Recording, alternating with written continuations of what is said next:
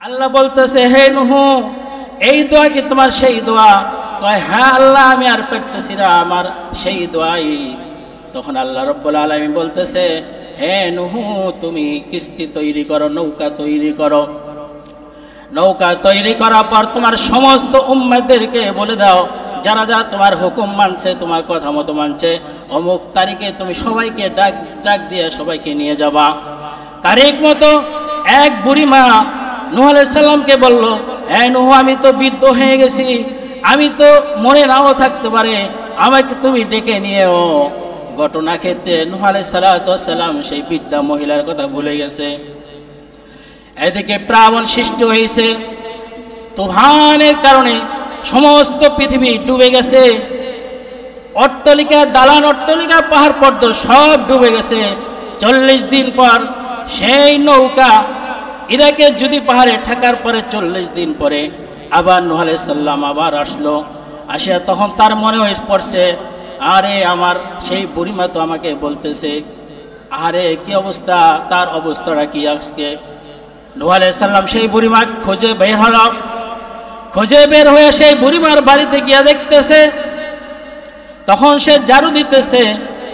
ঝাড়ু দেওয়ার পরে সে দেখতেছে কি অবস্থা, দুনিয়া, সমস্ত দুনিয়া ধ্বংস হয়ে গেল।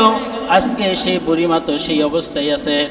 বুড়িমাকে বলতেছে, হে বুড়িমা, নূহ আলাইহিস সালামকে দেখার পরে আগে বুড়িমা বলতেছে, হে নূহ, সেই প্লাবন কি আসছেনি, এখনো আসবেনি, কবে আসবে বলো। নূহ আলাইহিস সালাম বলতেছে, বুড়িমা কি বলতেছো তুমি? প্লাবন হয়ে গেল, মানুষ ধ্বংস হয়ে গেল, 40 দিন হয়ে গেল, তুমি কোথায় ছিলা? বুড়িমা বলতেছে, আমি তো কোনো কিছুই আলাপ পাই নাই, কিছু দেখি নাই, কিছু শুনি নাই। সুবহানাল্লাহ, সকলে বলে সুবহানাল্লাহ। আল্লাহ বলতেছে, আল্লাহ, নূহ আলাইহিস সালাম বলতেছে, আল্লাহ, এটা তোমার কিসের খেলা? আমি তো কিছুই বুঝলাম না, সমস্ত মানুষ শেষ হয়ে গেল। আল্লাহ বলতেছে, হে নূহ, তুমি ভুলে গেছো, আমি এমন আল্লাহ, এমন প্রভু, এমন রব, আমি আমার নেককার বান্দা বান্দিকে কখনো আমি ভুলি না। আমি তো বলি নাই, তুমি ভুলে গেলে কি হয়েছে, কিন্তু আমি আল্লাহ কখনো আমার বান্দাকে কখনো ভুলবো না। সুবহানাল্লাহ।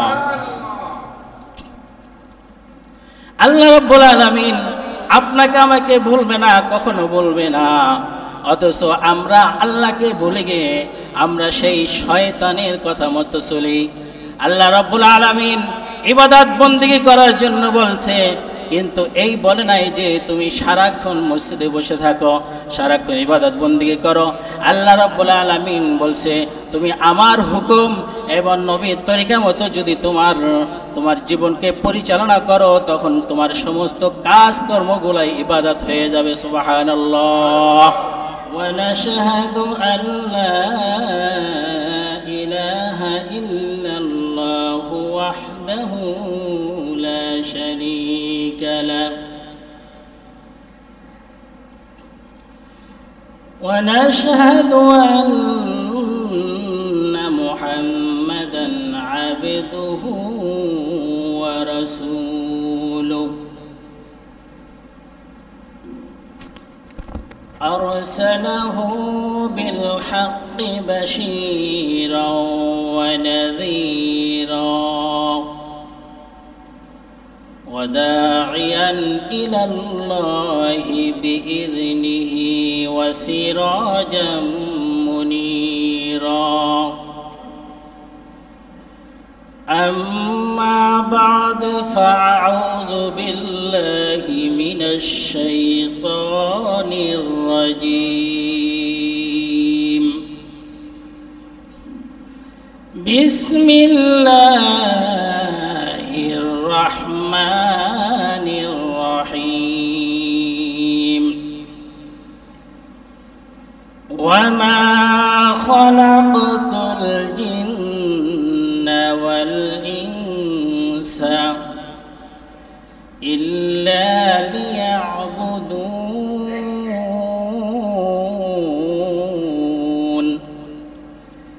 ما خلقت الجن والإنس নিস্ত মকসুদ জুজ ইবাদত আজহা وقال رسول الله صلى الله عليه وسلم الدنيا خلقت لكم وأنتم خلقتم للآخرة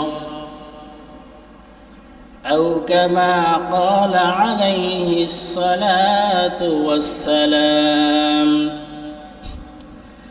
وقال تعالى إن الله وملائكته يصلون على النبي يا أيها الذين آمنوا صلوا عليه وسلموا تسليما সকলে মহব্বতের সুরে দুরূদ ইব্রাহিম পাঠ করি আল্লাহুম্মা সাল্লি আলা মুহাম্মাদিন ওয়া আলা আলি মুহাম্মাদ কামা সাল্লাইতা আলা ইব্রাহিম ওয়া আলা আলি ইব্রাহিম إنك حميد مجيد اللهم بارك على محمد وعلى آل محمد كما باركت على إبراهيم وعلى آل إبراهيم إنك حميد مجيد الحمد لله আল্লাহ সুবহানাহু ওয়া তাআলার দরবারে অসংখ্য অগণিত শুকর ও সুজুদ যেই মহান রব্বুল আলামিন আমাদেরকে তার ঘরে তার হুকুম আদায় করার জন্য মসজিদে আসার এবং বসার তৌফিক দান করেছেন এই জন্য সকলে বলি আলহামদুলিল্লাহ। প্রিয় উপস্থিতি, আজকে আল্লাহ সুবহানাহু ওয়া তাআলার কালামে পাক থেকে একটি আয়াতে কারিমে তেলাওয়াত করেছি। অসংখ্য অগণিত নবী করিম সাল্লাল্লাহু আলাইহি সাল্লামের হাদিস থেকে একটি হাদিসে আপনাদের সম্মুখে পাঠ করেছি। আল্লাহ সুবহানাহু ওয়া তাআলা যদি তৌফিক দান করেন, এই কোরআন ও হাদিস থেকে কিছু আলোকপাত করার চেষ্টা করব ইনশাআল্লাহ। সম্মানিত মুসল্লিয়ানে কিরাম, আমি যে আয়াতখানি পাঠ করেছি, আল্লাহ সুবহানাহু ওয়া তাআলা এই আয়াতের মধ্যে বলেছেন, ওয়ামা খালাকতুল জিন্না ওয়াল ইনসা ইল্লা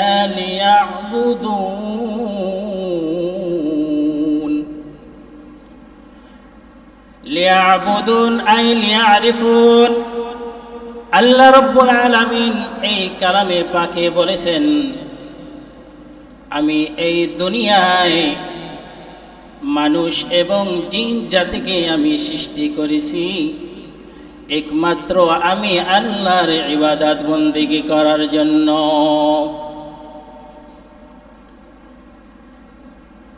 আই লিয়ারিফুন, আল্লাহ সুবহানাহু ওয়া তাআলাকে চিনার জন্য, পরিচয় লাভ করার জন্য। আল্লাহ রাব্বুল আলামিনকে যদি আমরা চিনতে পারি, তাহলে আমাদের জন্য ইবাদত বন্দেগী করা অনেক সহজ হয়ে যাবে। যেমন এই সমাজে যদি আমরা কোনো মানুষকে যদি না চিনি, তখন তাকে সম্মান করতে চাই না, তার কথা মানতে চাই না, মানি না, যদিও সে অনেক বড় লেভেলের একজন মানুষ। কি বলেন, তাই না? অনেক সম্মানিত একজন ব্যক্তি এই রাস্তা দিয়ে হাঁটতেছে, কিন্তু তাকে আমরা চিনি না। কোনো ছোট বাচ্চা বা কোনো বড় মানুষ, আমরা তাকে চিনি না। না চেনার কারণে সে তার মতো হেঁটে যাবে, আপনিও আমার মতো আমি হেঁটে যাব। আর যদি আমরা চিনি, তখন তাকে সালাম দিব, কুশলাদি বিনিময় করব। ঠিক আল্লাহ রাব্বুল আলামিন বলেছেন, তোমরা আমাকে চেনো, চিনলেই তোমরা আমার ইবাদত বন্দেগী করার জন্য তোমাদের অনেক সহজ হয়ে যাবে। এক ছেলে, ছোট বাচ্চা, দুনিয়ায় এখনো আসে নাই, আসার আগেই যদি এই ছেলের পিতা যদি বিদেশের জমিনে থাকে, অনেক দিন পর ওই পিতা বিদেশ থেকে বাড়ির উদ্দেশ্যে রওনা দিয়েছে। এখন সন্তান বড় হয়ে গেছে, সন্তান অনেক বড় হয়ে গেছে, কিন্তু তার আব্বাকে কখনো দেখে নাই। এখন সে না, মোবাইলের যুগ, ধরে নেন মোবাইলে কোনো যোগাযোগ ছিল না, সে একেবারেই তার পিতাকে দেখে নাই। কিন্তু তার চাচা, তার কাকা তাকে নিয়ে গেল তার আব্বাকে রিসিভ করার জন্য। তখন তার আব্বা যখন দেখা হইল, ব্যাগ ঠ্যাগ নিয়ে এয়ারপোর্টে দাঁড়িয়ে আছে, কিন্তু তার চাচা চেনে, ছেলে তো চেনে না। ছেলে না চেনার কারণে তো হঠাৎ ওই পিতাই ছেলেকেই বলতেছে যে, তুমি আমার ব্যাগটা ধরো, ব্রিফকেসটা ধরো। ছেলে বলতেছে, আপনি কি? আপনাকে তো আমি চিনি না, আপনার ব্যাগ কেন আমি বহন করব? আপনাকে আমি চিনি না। তো কতক্ষণ পর তার চাচা এসে বলতেছে, তুমি কার সাথে কথা বলতেছো? এ তো তোমার জন্মদাতা পিতা, তোমার আব্বা। এই যখন তার চাচা ওই ছেলেকে যখন বলবে এই তোমার জন্মদাতা পিতা, তখনই তার ভিতরে তার এই পিতার যে মহব্বত, সেটাই তখন থেকে তৈরি হয়ে যাবে। কি বলেন, ঠিক না? এই কিছুক্ষণ আগে সে ব্যাগটা নিতে চায় নাই, ধরতে চায় নাই। এখন সে ব্যাগ কয়টা আছে? একটা আছে, চারটা আছে, মাথায় নিবে, হাতে নিবে, দুই হাতেও নিবে। কি বলেন, নিবে না? নিবে না? কারণ এখন তার পিতাকে চিনতে পারছে। চেনার পরেই এখন তার সম্মান বেড়ে গেছে। এই কিছুক্ষণ আগেই চিনতো না, কিছুক্ষণ পরেই যখন চিনতে পারছে, এখন সে ব্যাগ যতগুলো আছে তার মাথায়, দুই হাতে নিতেছে। ঠিক আমরা যখন আমাদের পূর্ব আল্লাহ রাব্বুল আলামিনকে যখন আমরা চিনতে পারবো, লিয়াবুদুন আই লিয়ারিফুন, আল্লাহ সুবহানাহু ওয়া তাআলাকে চিনতে হবে আপনাকে আমাকে। যেই রব্বুল আলামিন আপনি আমি দুনিয়ায় ছিলাম না, একটু নাপাক পানি দিয়া আল্লাহ রাব্বুল আলামিন আমাকে আপনাকে কত মায়া করে দুনিয়ায় পাঠাইলেন, মায়া করে সৃষ্টি করলেন। এক টুকরো নাপাক পানির মাধ্যমে আপনি আমি এই দুনিয়ায় ছিলাম না, আল্লাহ রাব্বুল আলামিন মায়া করে দুনিয়ায় পাঠাইল, এত আদর যত্ন করে দুনিয়ার মধ্যে পাঠাইল। দুনিয়া আসার পরে তুমি আমি বলতে পারি না আমার খিদা লাগছে, কিছুই বলতে পারি না, কিন্তু আল্লাহ রাব্বুল আলামিন ওই সন্তানকে তার মার বুকের দুধ পান করতে হবে, এটাও আল্লাহ রাব্বুল আলামিন তাকে শিখাই দিতেছে। সে কিভাবে বুঝলো? আল্লাহ রাব্বুল আলামিন যে তার মার দুধ তাকে পান করতে হবে, এটাও আল্লাহ রাব্বুল আলামিন শিখাই দিল। কেন? সে ওই টাইমে কিছু বলতে পারে না, আমার খিদা লাগছে বা কি, সে শুধু কান্দে আর কান্দে। আল্লাহ রাব্বুল আলামিন ফেরেশতাদের মাধ্যমে, এই ফেরেশতারা ওই সন্তানকে তার মার বুকের দুধ পান করার জন্য তৈরি করে দাও। আল্লাহ রাব্বুল আলামিন ওখান থেকে আল্লাহ রাব্বুল আলামিন আপনি আমাকে এত মায়া করে যত্ন করে দুনিয়ায় পাঠাইল। আমরা তো দুনিয়ায় ছিলাম না, দুনিয়ায় কিছু টাইমের জন্য, ক্ষণিকের জন্য দুনিয়ায় পাঠাইল। আমরা তো ছিলাম জান্নাতে, জান্নাত থেকে আবার আপনাকে আমাকে জান্নাতে যেতে হবে। ক্ষণিকের এই দুনিয়ায় আল্লাহ রাব্বুল আলামিন আপনাকে আমাকে পরীক্ষার গাড়ি হিসাবে, পরীক্ষা স্বরূপ এই দুনিয়া আপনাকে আমাকে পাঠাইছেন। এত মায়া করে আল্লাহ রাব্বুল আলামিন আপনাকে আমাকে পাঠাইল। কিয়ামতের মাঠে জান্নাতি ব্যক্তি এবং জাহান্নাম ব্যক্তি যখন আল্লাহ রাব্বুল আলামিনকে দেখবে, যেই ব্যক্তি দুনিয়ায় আল্লাহর হুকুম মতো চলছে, নবীর তরিকা মতো চলছে, ওই ব্যক্তি আল্লাহ রাব্বুল আলামিনকে চিনতে পারবে। যে ব্যক্তি নাফরমানি করছে, দুনিয়ার মধ্যে আরাম আয়েশ করছে, আল্লাহর হুকুম মতে চলে নাই, নবীর তরিকা মতো চলে নাই, ওই ব্যক্তি কিয়ামতের মাঠে আল্লাহ রাব্বুল আলামিনকে চিনবে না। আল্লাহ রাব্বুল আলামিন কোরআনে বলে, وَإِذَا قِيلَ لَهُمُ ارْكَعُوا لَا يَرْكَعُونَ।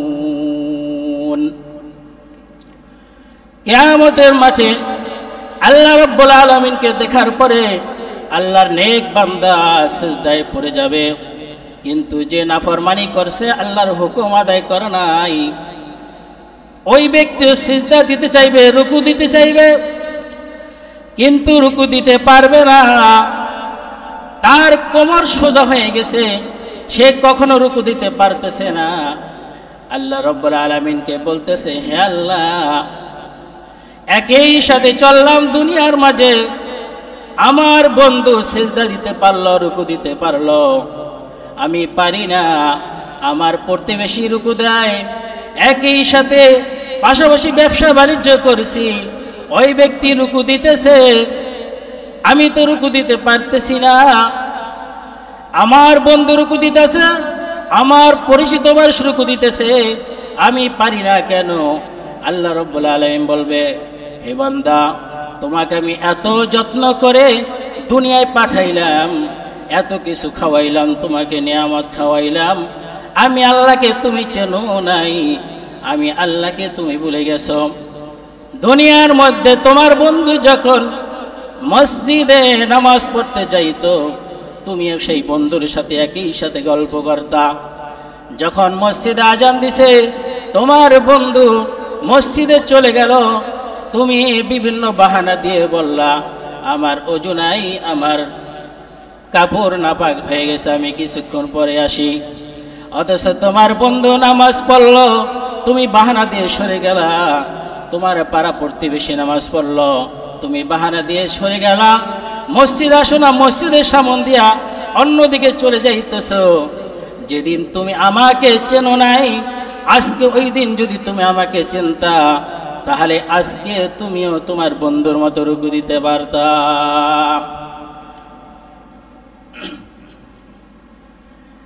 আল্লাহ রাব্বুল আলামিন এত যত্ন করলো, আমাদেরকে ভুলে নাই, কখনো আমাদেরকে বলে নাই, কিয়ামতের মাঠে আমাদেরকে বলবে না, মুমিন বান্দাদেরকে কখনো বলবে না। নূহ আলাইহিস সালাতু ওয়াস সালাম ৯৫০ বছর দাওয়াত দেওয়ার পরে মাত্র ৪০ জন মানুষ ইসলাম গ্রহণ করেছে, তার কথা চলছে, তাকে মানছে। যখন দেখলো সে আর পারতেছে না, তার সন্তান তার শত্রু হয়ে গেল, সন্তান তার কথা মানতেছে না, পিতাও তার কথা মানতেছে না। এই পর্যায়ে আল্লাহ রাব্বুল আলামিনকে বলতেছে, হে আল্লাহ, আমি আর পারতেছি না, তুমি আমার এই জাতিকে ধ্বংস করে দাও। আল্লাহ রাব্বুল আলামিন সমস্ত নবীদের জন্য একটি দোয়া কবুল করার জন্য গ্যারান্টি দিয়েছে, একটি দোয়া কবুল করার জন্য গ্যারান্টি দিয়েছে। কুল্লু দাওয়াতিন মুস্তাজাবাতুন ফাতাআজ্জালা কুল্লু নাবিয়্যিন দাওয়াতুহু ওয়া ইন্নী ইখতাবাতু দাওয়াতি শাফাআতাল লিউম্মতি। প্রত্যেকটা নবীদের জন্যই আল্লাহ রাব্বুল আলামিন দুনিয়ায় বসে দোয়া করার জন্য কবুল হবে এটা গ্যারান্টি আল্লাহ দিয়েছেন। আপনার আমার নবী, দয়াল নবী, মায়ার নবী মুহাম্মদ রাসূলুল্লাহ সাল্লাল্লাহু আলাইহি সাল্লাতু ওয়াসসালাম এই দোয়া দুনিয়ায় বসে করে নাই। কেন করে নাই? আমাদের নবী তার উম্মতদের জন্য চিন্তায় সারাক্ষণ ব্যস্ত ছিল। এই ব্যস্ত থাকার কারণে আমাদের নবী চিন্তা করেছে, যদি আমি এই দোয়াটা দুনিয়ায় বসে যদি চাইয়া নেই, তাহলে আমার উম্মতরা আখিরাতে কি করবে? পেরেশান হয়ে যাবে। এই জন্য আমার নবী, আপনার নবী এই দোয়া দুনিয়ায় চায় নাই, এই দোয়া আখিরাতে চেয়ে সমস্ত উম্মতদেরকে আল্লাহ রাব্বুল আলামিনের মাধ্যমে মাফ করে জান্নাতে পৌঁছাইবেন। কিন্তু নূহ আলাইহিস সালাম এই দোয়া, আল্লাহ বলতেছে, হে নূহ এই দোয়া কি তোমার সেই দোয়া? কয় হ্যাঁ আল্লাহ, আমি আর পারতেছি না, আমার সেই দোয়াই। তখন আল্লাহ রাব্বুল আলামিন বলতেছে, হে নূহ তুমি কিস্তি তৈরি করো, নৌকা তৈরি করো। নৌকা তৈরি করার পর তোমার সমস্ত উম্মতদেরকে বলে দাও, যারা যারা তোমার হুকুম মানছে, তোমার কথা মতো মানছে, অমুক তারিখে তুমি সবাইকে ডাক দিয়ে সবাইকে নিয়ে যাবা। তারিখ মতো এক বুড়ি মা নূহ আলাইহিস সালামকে বলল, হ্যাঁ নূহ আমি তো বৃদ্ধ হয়ে গেছি, আমি তো মনে নাও থাকতে পারে, আমাকে তুমি ডেকে নিয়েও। ঘটনা ক্ষেত্রে নূহ আলাইহিস সালাম সেই বৃদ্ধা মহিলার কথা ভুলে গেছে। এদিকে প্লাবন সৃষ্টি হয়েছে, তুফানের কারণে সমস্ত পৃথিবী ডুবে গেছে। অট্টালিকা, দালান, অট্টালিকা, পাহাড় পর্বত সব ডুবে গেছে। 40 দিন পর সেই নৌকা ইরাকে যদি পাহাড়ে ঠেকার পরে 40 দিন পরে আবার নূহ আলাইহিস সালাম আবার আসলো। আসিয়া তখন তার মনে হয়ে পড়ছে, আরে আমার সেই বুড়িমা তো আমাকে বলতেছে, আরে কি অবস্থা, তার অবস্থাটা কি আজকে। নূহ আলাইহিস সালাম সেই বুড়িমা খোঁজে বের হলো। খোঁজে বের হয়ে সেই বুড়িমার বাড়িতে গিয়া দেখতেছে, তখন সে ঝাড়ু দিতেছে। ঝাড়ু দেওয়ার পরে সে দেখতেছে কি অবস্থা, দুনিয়া, সমস্ত দুনিয়া ধ্বংস হয়ে গেল। আজকে সেই বুড়িমা তো সেই অবস্থায় আছে। বুড়িমাকে বলতেছে, হে বুড়িমা, নূহ আলাইহিস সালামকে দেখার পরে আগে বুড়িমা বলতেছে, হে নূহ সেই প্লাবন কি আসছেনি, এখনো আসবেনি, কবে আসবে বলো। নূহ আলাইহিস সালাম বলতেছে, বুড়িমা কি বলতেছো তুমি? প্লাবন হয়ে গেল, মানুষ ধ্বংস হয়ে গেল, 40 দিন হয়ে গেল, তুমি কোথায় ছিলা? বুড়িমা বলতেছে, আমি তো কোনো কিছুই আলাপ পাই নাই, কিছু দেখি নাই, কিছু শুনি নাই। সুবহানাল্লাহ, সকলে বলে সুবহানাল্লাহ। আল্লাহ বলতেছে, আল্লাহ নূহ আলাইহিস সালাম বলতেছে, আল্লাহ এটা তোমার কিসের খেলা?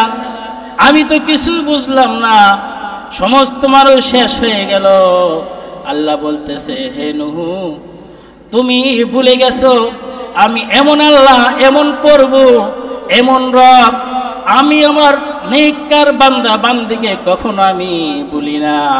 আমি তো বলি নাই, তুমি ভুলে গেলে কি হয়েছে, কিন্তু আমি আল্লাহ কখনো আমার বান্দাকে কখনো ভুলবো না। সুবহানাল্লাহ। আল্লাহ রাব্বুল আলামিন আপনাকে আমাকে ভুলবে না, কখনো ভুলবে না। অথচ আমরা আল্লাহকে ভুলে গিয়ে আমরা সেই শয়তানের কথা মতো চলি।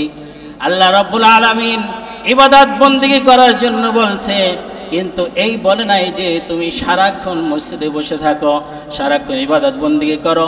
আল্লাহ রাব্বুল আলামিন বলছে, তুমি আমার হুকুম এবং নবীর তরিকা মতো যদি তোমার জীবনকে পরিচালনা করো, তখন তোমার সমস্ত কাজকর্মগুলাই ইবাদত হয়ে যাবে। সুবহানাল্লাহ। আল্লাহ রাব্বুল আলামিন হাদিসে বলছে, যে ব্যক্তি এশার নামাজের পরে, জামাতের সাথে নামাজের পরে, নামাজ পড়ার পরে যদি সে ঘুমে যায়, সে অর্ধরাত্রির ইবাদত বন্দেগী তার আমল নামায় পৌঁছে যাবে। এশার নামাজের পরে যখন ঘুমাইবে, ফজর আজান দেওয়ার পরে ফজর নামাজ যখন জামাতের সাথে আদায় করবে, আল্লাহ রাব্বুল আলামিন তিনি তো ঘুমাইছে, তিনি নিজের সুখ পালন করছে, নিজের আরামায়েশ করছে, কিন্তু আল্লাহ রাব্বুল আলামিন এই পুরা রাত্রই তার ইবাদত বন্দেগীর মধ্যে শামিল করে নিছে। সুবহানাল্লাহ। কিন্তু আপনি আমি চিন্তা করি কখন ইবাদত কোনটা? ইবাদত নামাজ রোজা সব, হজ যাকাত তাসবিহ তাহলিল এই ইবাদত না। আল্লাহ রাব্বুল আলামিন যদি আল্লাহর হুকুম এবং নবীর তরিকা মতো আপনি আমি চলতে পারি, আমার সমস্ত হালাল কাজগুলোও হবে ইবাদত। আপনি আমি খাওয়া দাওয়া করবো তাও হবে ইবাদত, আপনি গোসল করবেন তাও হবে ইবাদত, আপনি বাজারে যাবেন তাও হবে ইবাদত, আপনি বাথরুমে যাবেন তাও হবে ইবাদত, আপনি আমি বেবির সাথে যখন ঘুমাবো তাও হবে ইবাদত। সুবহানাল্লাহ। এই জন্য আল্লাহ রাব্বুল আলামিন বলছেন, ওয়া মা খালাকাতুল জিন্না ওয়াল ইনসা ইল্লা লিয়াবুদুন। আমি মানুষ এবং জিন জাতিকে একমাত্র আমার ইবাদত বন্দেগী করার জন্য দুনিয়ায় পাঠাইলাম। কিন্তু আমরা আল্লাহকে ভুলে গিয়ে আমরা আজকে শয়তানের ওয়াসওয়াসায় চলতেছি। সাধারণ একটি কুকুর, আমরা আমাদের সমাজে যেই কুকুরকে আমরা নিকৃষ্ট মনে করি, সেই কুকুরও তার পূর্বকে কখনো ভুলে না। দেখবেন আপনি আমি যখন দেশ গ্রামে বা শহরে যারা একটা কুকুর পালে, অথচ অনেক সময় পালে না, বাড়িতে আসে, তারপর তাকে খাওয়া দাওয়া দেয়, ওইটাই তাকে মনে করে যে সে এটা দেখভাল করতেছে। কিন্তু ওই কুকুর দেখবেন আপনার বাড়িতে যখন চোর আসবে, তখন এই কুকুর কিন্তু একটা অপরিচিত মানুষকে দেখলে সে ঘেউ ঘেউ করে, সে ডাকাডাকি শুরু করে। কেন? এই চোর, আমি এই বাড়ির খাবার খাই, হাড্ডি খাই, গোশত খাই, খাবার খাই, আমি এই বাড়ির কোনো ক্ষতি হতে তোমাকে দেব না, এটা কুকুরে বলে। ঠিক এক ব্যক্তি একদিকে রওনা যাওয়ার জন্য নিয়ত করছে, রওনা দিয়েছে, দূরে এক জায়গায় রওনা দিয়েছে, যাইতে যাইতে দেখতেছে একটি জায়গায় এই ঘটনাটি কিতাবুল হায়াতুল হায়ওয়ান নামের কিতাবের ভিতর এই ঘটনাটি উল্লেখ করা হয়েছে। তো ওই ব্যক্তি দেখতেছে বিশাল একটি অট্টালিকা, একটি বিল্ডিং, পুরাতন, অনেক আগের পুরাতন, 2 বছর 3 বছর নাকি 400 বছর 500 বছর আগের পুরাতন একটি বিল্ডিং। তখন সে ওই বিল্ডিং দেখতে দেখতে এক কোনায় গিয়ে দেখতেছে যে এক পাথরের খোদাই করে এক জায়গায় লেখা আছে যে এই বিল্ডিং এর ইতিহাস যদি তোমার জানতে হয় তুমি অমুক এলাকায় চলে যাও। ওই ব্যক্তি অমুক এলাকায় রওনা দিল। যাইতে যাইতে অমুক এলাকায় যাওয়ার পরে বিভিন্ন ছোট ছোট বাচ্চাদের বলতেছে, হে বাচ্চারা, তোমরা ওই বিল্ডিং এর খবর জানো নি? আমরা তো ওই বিল্ডিংকে চিনি না। আবার একটু সামনে যাইল, যাবার পর আরেক ব্যক্তির কাছে জিজ্ঞাসা করে, তোমরা কি, আমি ওই রাস্তার মোড়ে একটা বিল্ডিং দেখলাম, একটা দালান দেখলাম, সেই দালান সেই দালানের ইতিহাস কি তুমি বলতে পারো নি? কয়ে, না না, আমরাও বলতে পারি না। অনেক মানুষকে জিজ্ঞাসা করার পরে সবাই বললাম না, বলতে পারি না। ছেলে তখন মনে মনে চিন্তা করলো, মিথ্যা কথার তো একটা সীমা থাকে, এই মিথ্যা কথাটাকে মানুষ খোদাই করে লেখে নিয়ে যাই, এই বিল্ডিং এর ইতিহাস জানতে হলে তোমরা অমুক এলাকায় চলে যাও। ছেলেটি নিরাশ হয়ে চলে আসতেছিল। এক বৃদ্ধ লোক, 3 মাথা বিশিষ্ট এক বৃদ্ধ লোক, 3 মাথা বিশিষ্ট বৃদ্ধ লোক চেনেন? এখন তো হয় না, আগে তো 200 বছর 150 বছর বাঁচত। যে ব্যক্তি দেখবেন এই 200 বছর 100 বছর উপরে এই 3 মাথা হয়ে যায়, 2 হাঁটু আর 1 মাথা এক জায়গায় হয়ে থাকে। কি বলেন? বৃদ্ধ যারা আছেন তা দেখছেন না, দেখেন নাই? 3 মাথা এক জায়গায় হয়ে থাকে। 3 মাথা বিশিষ্ট বৃদ্ধ লোক দেখে বলে, এই লোক আমার কাছে আসো, কি বলতে চাও? আমি বলতে চাই, ওই রাস্তার মোড়ে দেখলাম একটি বিল্ডিং, সেই বিল্ডিং এর ইতিহাস কি আপনি জানেননি? বৃদ্ধ লোক বলতেছে, তুমি কাদের সাথে জিজ্ঞাসা করছো? কয়, অমুক অমুক ব্যক্তিকে। কয়, আরে আমি তো, আমার বয়স আজকে 220 বছর, আমি নিজে আমার বাপ দাদার কাছ থেকে শুনে আসছি, আর তুমি যাদের কাছে জিজ্ঞাসা করছো তারা কিভাবে এই কথা বলবে? তাহলে শোনো, এই কথাটা শোনো, সংক্ষিপ্ত আগে বলতেছি। ওই সময় এক রাজা বাদশা ছিল। ওই রাজা বাদশার ঘরে একটি কুকুর ছিল। ওই কুকুরটি, রাজায় ওই কুকুরকে পালে। একদিন ওই রাজা বাদশার দরবারে ভিআইপি মেহমানদের আলোচনা হবে, মিটিং হবে।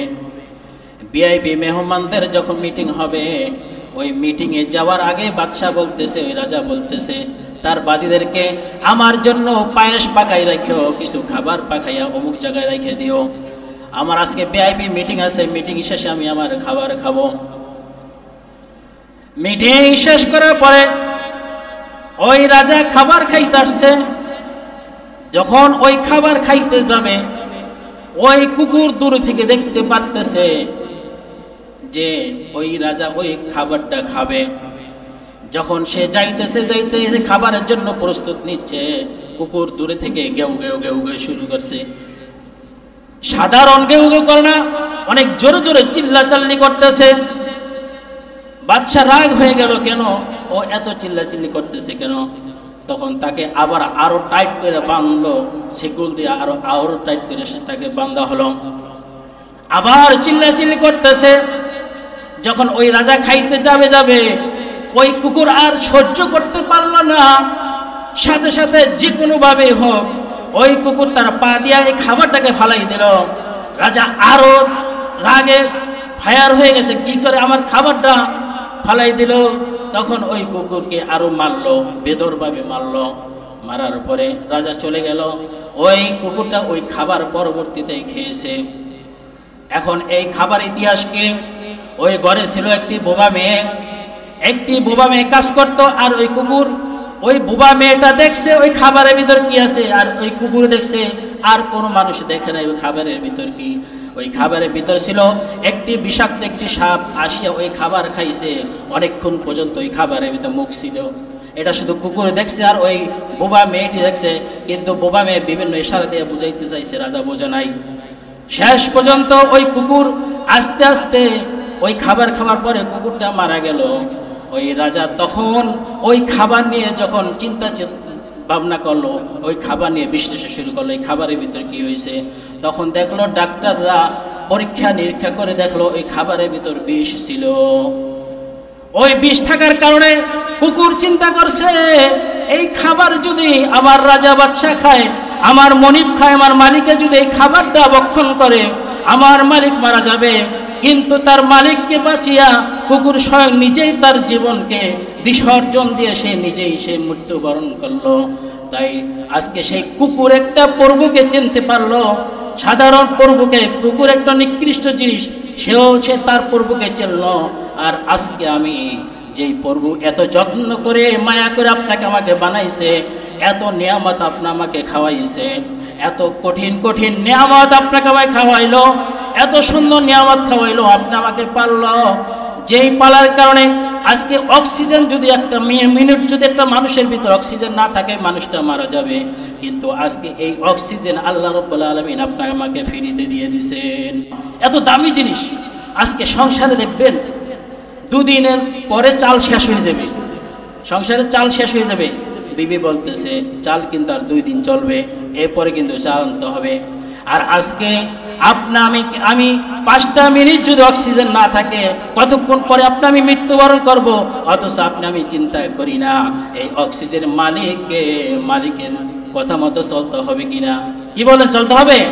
তাই এই আল্লাহ রাব্বুল আলামিন আপনাকে আমাকে সৃষ্টি করছে কেন? ইবাদত বন্দেগী করার জন্য।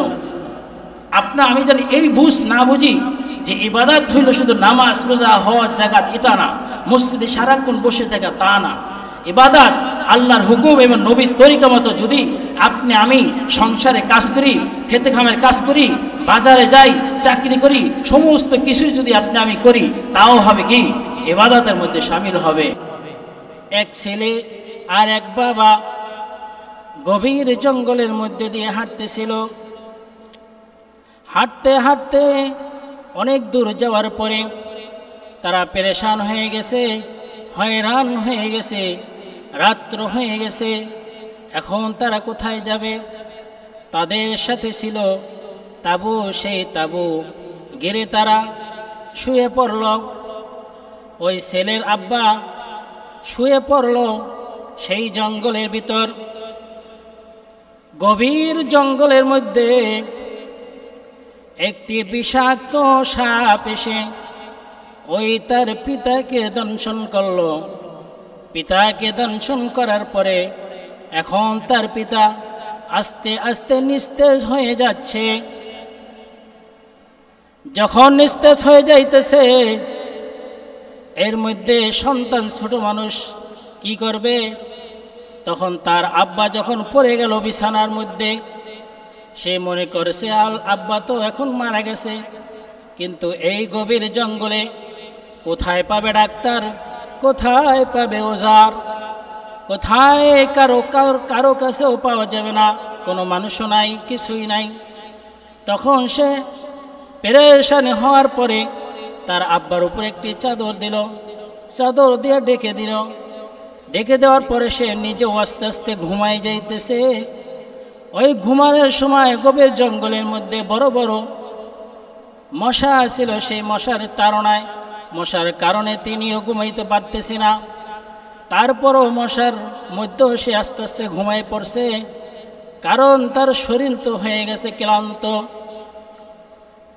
ঘুমানোর সময় মনে মনে চিন্তা করতেছে, আল্লাহ রব্বুল আলামিন বুঝলাম সাপেকে বানাইছে, শুনেছি সাপ দিয়া ঔষধ বানানো হয়, বুঝলাম সাপেকে বানাইছে ঔষধের জন্য, কিন্তু এই মশাকে কেন বানাইছে এটা তো আমার বুঝে আসে না।